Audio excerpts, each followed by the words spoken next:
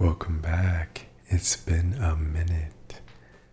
Long time no see to all you beautiful, well, I'll explain this in a little bit. To all you beautiful people. I have been up to quite a bit. I've been doing a lot of things. I think I also got a little bit burnt out on the YouTube stuff only because I had a lot of things happening in my life alongside me trying to do the whole YouTube thing and make videos that I enjoyed making. And so I took a bit of a break, which I think was a little bit needed. And to be honest, for anybody who's new out there, this is your first time seeing me, I make videos for fun. I don't really expect much out of this. I am a full-time student. I'm going to be a full-time worker after I get my degree in May. I graduate in May. And so, sometimes I'm gone, sometimes I'm back. So I'm not going to do the corny thing where I'm like, welcome back, or like, oh, did you miss me? Where my hug at? You know what I mean? Like I'm just gonna hang out, and when I'm in like a good headspace to make videos, I'll make them. And when I'm not, I'm not. So it'll kind of act as a really interesting kind of like diary where I can kind of see myself at different points in my life when I look back on these videos. But yeah. Well, let's talk about this. This will probably be a big part of the video. I might just make the video about this. So for a really, really long time, something that I always wanted to do was learn to ride a motorcycle. My dad had one when I was but a wee lad, and so I always thought, man, that seems so fun. I have very distant memories of me riding on the back of his motorcycle when I was still a little kid. I remember thinking it was the coolest thing ever. What was it? Was it called Biker Boys? There's this old movie from back in the day. It's called Biker Boys, and it was just a bunch of guys just doing cool stuff on a motorcycle. And obviously, it was kind of like the Fast and Furious of motorcycles. That's kind of what it was. And I it's drama and things going on, but a lot of the movie was just seeing the cool bikes and people do cool tricks and stuff on them. Good movie, Biker Boys. And so I had been wanting to do the MSF course. So I guess this can also be a little bit educational as well for anybody else who has dreams to ride motorcycles. So if you're worried about if you'll like it, you don't want to put a bunch of money into a motorcycle, take the MSF course first. Okay, do that first. What the MSF course is it is a course that you can take that it literally will teach you how to ride a motorcycle within the span of about 2 days. And that sounds like a really small amount of time, but I can say as someone who's never ridden a motorcycle until I took the course, I learned a lot. I felt way more confident getting on a bike for the first time after that course. And it's not just about this is how you learn to ride. It was a lot about safety. It was a lot about technique. A lot of things that I think, had I not taken that class, I would have had so many more bad habits, right? And so I recommend anybody, if you guys want to get into riding motorcycles, to take the MSF course. They usually do them everywhere. It also makes it so when you pass the course, you just bring your certificate in to the DMV and they just put it on your license. You don't have to take a test. You don't have to do any of that. They just put it on your license and that's it, right? So it's pretty cool. It's pretty cool. I really liked it. I really enjoyed my time. I feel like it made me, like I said, a lot more confident to get on a bike, right? I then, after passing my course, I then started scouring Facebook Marketplace. Second tip, buy a used bike for your first bike. Okay, buy a used one. You often see people who are just getting in who buy a brand new bike And then what they do is they ride for a while. Either they realize that they enjoy it, but it's not something they want to do all the time, or they realize that maybe they don't enjoy it. And now they have this $5,000, $6,000 bike that only has 500 miles on it that they're posting on the Facebook Marketplace, which is why it's so great as a person looking for a beginner bike to go to Facebook Marketplace, because a bunch of people are selling almost brand new bikes. So don't be one of those people. Get a used bike. It also teaches you about possibly working on bikes.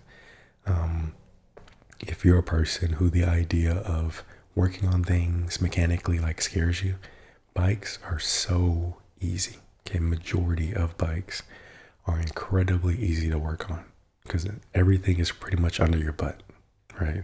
Like usually sitting on top of the battery, like the relay, the solenoid, where like the power, you're sitting on all of that. So it's like right there. So yeah, and I'm already having a used bike. I've already had to work on something and fix something myself, and it really wasn't that bad. It was a little annoying, but I got it done, right? I plan to change the oil on it, do all that stuff. So really cool hobby. Now let's get into this, how this happened. So I purchased a 2013 Suzuki Boulevard.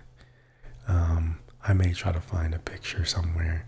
It may not be my actual bike, but I will find one that looks almost identical, right? Mine is like red with black, so I'm going to try to find one.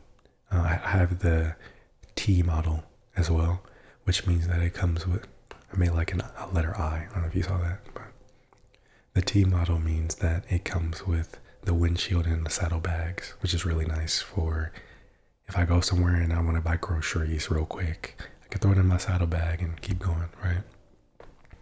So it was literally my first day. My plan was I'm just going to ride around in like neighborhoods, right, where there's not any traffic, no stoplights, just stop signs for me to practice my stops and shifting and all that. I was like, yeah, I'll do that. That should be fine. I was practicing a U-turn, which if you take the MSF course, something you will learn about motorcycles is that was my ankle. Something you will learn about motorcycles is that doing things incredibly slowly is a lot harder than like doing things at speed. Honestly, doing anything above like 5 miles per hour is incredibly simple, right? Because the bike kind of bounces itself, and you'll learn about like counter steer, and I'm not going to go into all that here, right? This isn't a training video. Take the MSF course for that. But yeah, doing a lot of you learn and everything. And I was doing a U-turn, and I wasn't very confident, and so I ended up putting my foot down. But what happened is I got used to the training bikes, which they're pretty light. They're like 200 pounds maybe at most. They're small little, they look almost like Navis, but they're not Navis. Which Navi is just a small bike, right? Small bike, small engine, easy to correct yourself if you tip or something. The bike that I bought, the 2013 Suzuki Boulevard, is about 650 pounds. A heavy bike, heavy bike.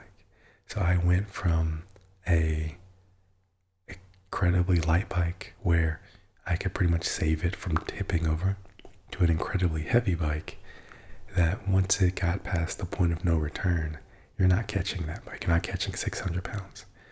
And so I started to get to that point. And in my head, I was thinking, I'll just catch it. Bad idea.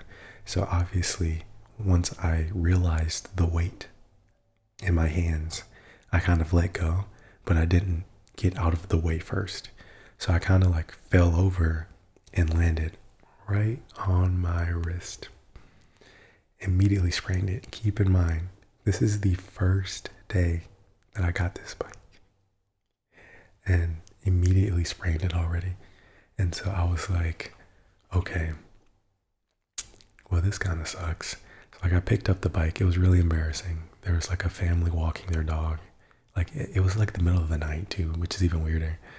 Um, and so like they didn't even, I don't know if it was better or worse that they didn't say anything to me. I almost think I would have felt better if they were like, "Hey, you good?" And I could have been like, "Yeah, I'm okay." They didn't say anything. They just walked past me. So I'm sitting there picking up my bike, like wrist obviously, hurting and not feeling good. So I make my way, ride back home. And I remember I had a split second of thinking like, man, is this for me? Injuring myself on the first day. And I remember telling myself, like, don't give up, right? Like, it happens. And it helps too that I've always been very active. So like hurting myself is not new. Like I've hurt myself on skateboards. I've hurt myself on ripsticks. I've hurt myself working out, lifting at the gym. I've always been active. So hurting myself is not new. I used to do parkour a little bit. So you scrape and bump all the time and sprain things and whatever the case may be. And so I told myself don't give up. And I just kept slowly practicing. If you're scared about driving in traffic after getting your bike, find a really close by neighborhood, with like big houses, because it means there'll be nice streets that you can just ride up and down late at night when there's nobody on them. Practice your stopping at stop signs, practice shifting. Obviously not going too fast because it's a neighborhood, which you won't want to go that fast starting off anyways. And so, yeah, it was, I told myself to not give up. And it's now been about 3 weeks. And I feel so much more comfortable. I'm riding in traffic now. My stops are getting really, really smooth. My shifting is really good. My turns are getting really good. Something that I kind of want to give my 2 cents about is you often hear people talk about my brain stopped as I was about to say it. That was weird. You often hear people talk about the danger of riding motorcycles. So here's the thing. Motorcycles are inherently more dangerous than cars. Absolutely. Like we all understand that. However, okay, there are so many things that you can do as a rider to protect yourself, to keep yourself out of as much danger as possible, and to just really, they call it risk management in motorcycle riding world in the MSF course. They call it risk management. Like, if you care about your life, maybe don't speed around corners that you can't see oncoming traffic. Like, always pay attention to your blind spots and looking around you. Always keep your eye on, what do they call it? Like intersections and places where a car could pop out. Like you just have to do your due diligence and be safe and look out for yourself. Yes, a car could come out of nowhere going 45 and ram into you and that'll be it. But that could also happen in a car. Like there's a video on this channel of how I literally got in an accident not too long ago. If that accident was on my driver's side, like I would have got really hurt from that. And so, you can die at any time. All you can really do is risk management and make sure that you are paying attention to yourself, you're paying attention to everybody else. You are doing your due diligence to make motorcycle riding as safe and responsible as you can, right? So yeah, 3 weeks later, things have been really good. I'm feeling really confident. I'm feeling really comfortable. I feel like my risk management is getting pretty good. I'm paying attention. People often drive around me because I go like the speed limit. I'm not racing anywhere. People sometimes get mad waiting behind me if I'm in a really busy intersection.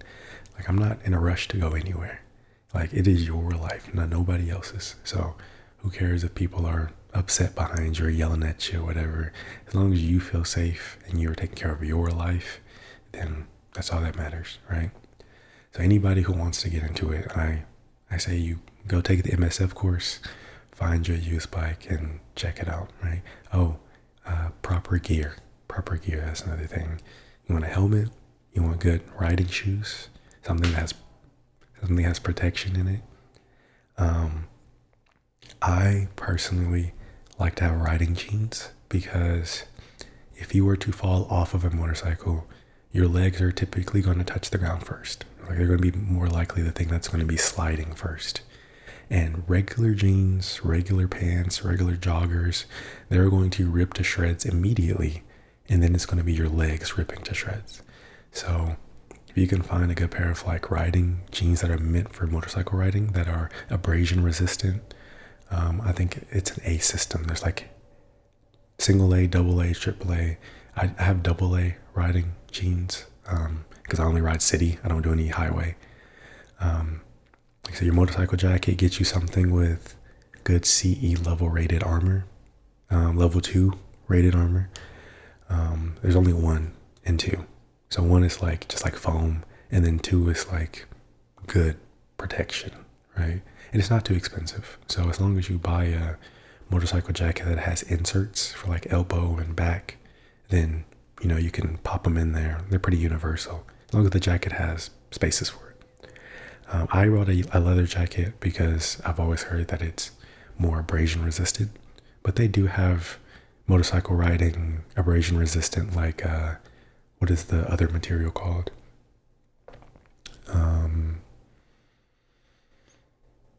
I forget the name, but it's the only other material that motorcycle jackets are usually made out of. I don't know why I can't remember, but it's usually a little bit cooler than leather, which is why people like it. But I went with leather, and I got one that has perforated holes on it. I'll have to show, like, I could show you now, but I'm afraid that the closet is going to be really loud. You know what? F it. I'm just going to try to grab it. Give me a second.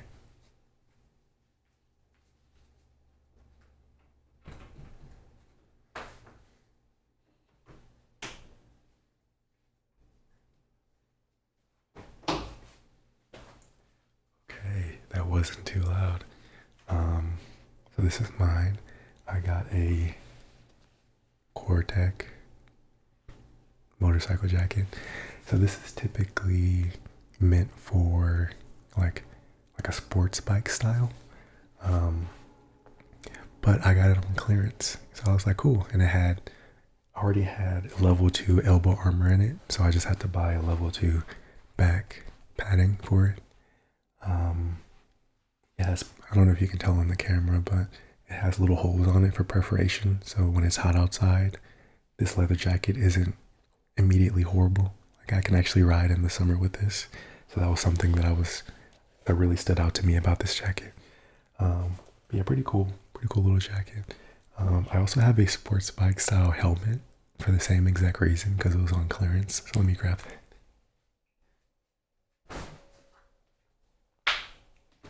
My ankles, oh my gosh. So this is my helmet. I got a Shoei X15. It's kind of blurry.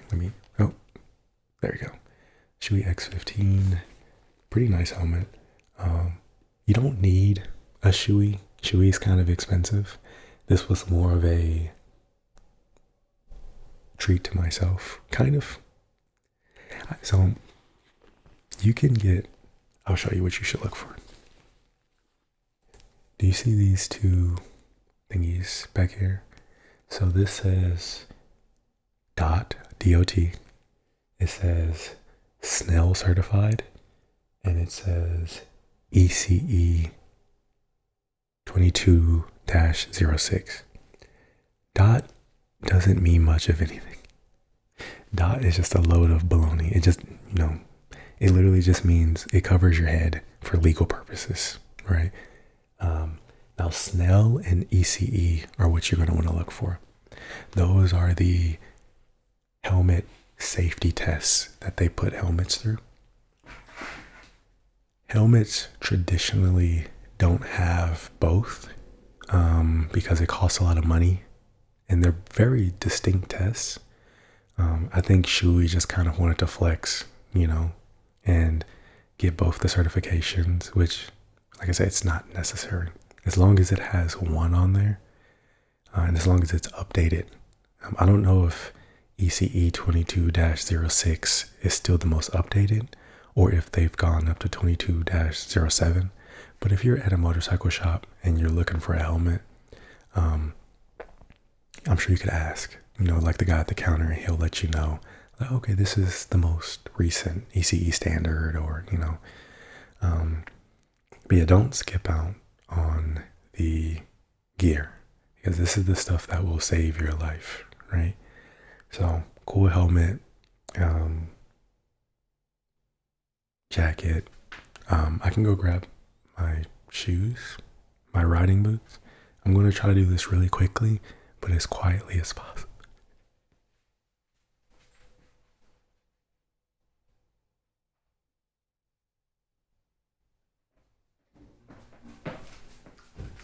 Okay, I'm back. Time. Anyways, so I have these. These are also Cortec. So these are riding boots that are purposefully designed to look like Chuck Taylors. Because a big thing about gear is that people always say, if you make your gear look good, people will be more likely to want to wear it, right? And so buy gear that you like buy gear that makes you feel cool, buy gear that has all the CE level 2 padding and all the AA abrasion resistance. Like, find stuff that you like, right? Because then you're more likely to wear it, right? So these look like Chuck Taylors, but if you were to hold these in your hands, they're very heavy. They are boots. These are motorcycle boots. They're just very deceptive. They have ankle protection here. Maybe a little scratchy scratch, I don't know why I could have done this the whole time, but yeah, so cool. They have rubber toe guards. The reason that it's rubber and not steel toe is I have heard stories of, I don't know how true this is, but I have heard stories of people who have had steel toe boots, and if a crash is violent enough and bends your foot enough, the steel cap can actually like slice into your foot, and that doesn't sound comfortable. So, if you get like a proper motorcycle riding boots, it'll probably be rubber anyways, so you won't have to worry about that. But yeah, pretty cool. Let me put these clogs down.